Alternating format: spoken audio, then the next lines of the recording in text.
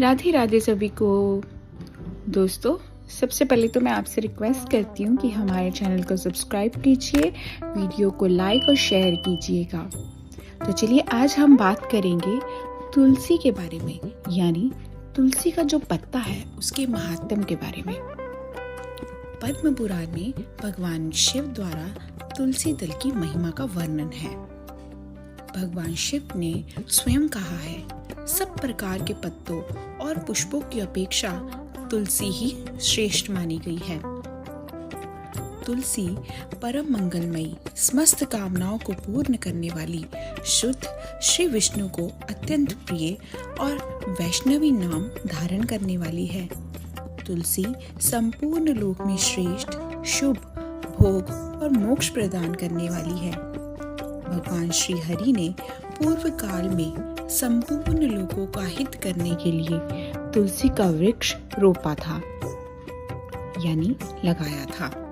तुलसी के पत्ते और पुष्प सब धर्मों में प्रतिष्ठित हैं। जैसे भगवान विष्णु को लक्ष्मी और मैं यानी शिव दोनों प्रिय हैं, उसी प्रकार तुलसी देवी भी परम प्रिय है। हम तीनों की सिवा कोई चौथा ऐसा नहीं जान पड़ता जो भगवान को इतना प्रिय हो। तुलसी दल के बिना दूसरे फूलों, पत्तों, चंदन आदि के लेपों से भगवान श्री उतना संतोष नहीं होता जितना तुलसी के एक पत्ते से हो जाता है।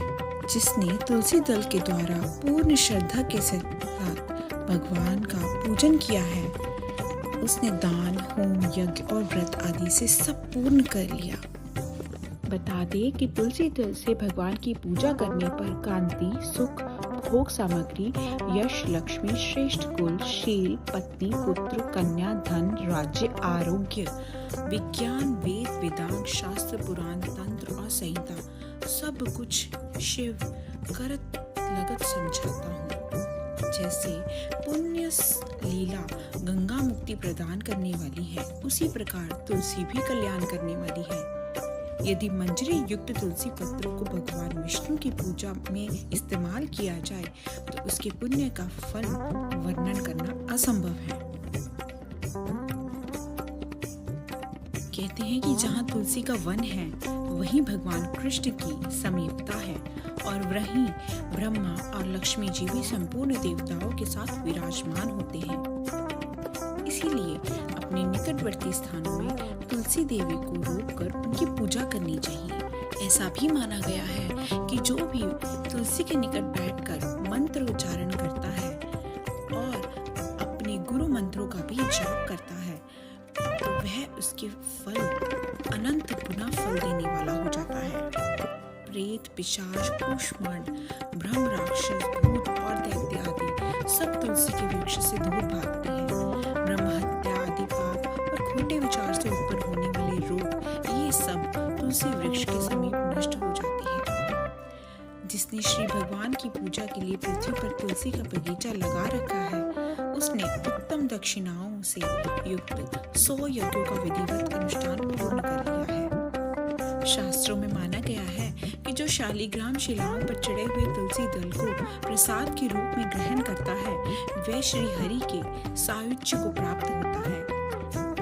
कलयुग में तुलसी का पूजन, कीर्तन, ध्यान और रोपण करने से पाप को जलाती और स्वर्ग और मोक्ष को प्रदान करती है।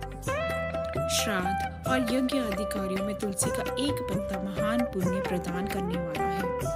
जिसने तुलसी की सेवा की है उसने गुरु, ब्राह्मण, देवता और सब तीर्थ भली भांति सेवन कर लिया है। कि जो अपनी शिखा में तुलसी स्थापित करके अपने प्राणों का त्याग करता है वह पाप राशि से मुक्त हो जाता है। तुलसी के एक पत्र से भगवान का पूजन करने से मनुष्य वैष्णवत्व को प्राप्त होता है। ये तुलसी के प्रधान गुण हैं।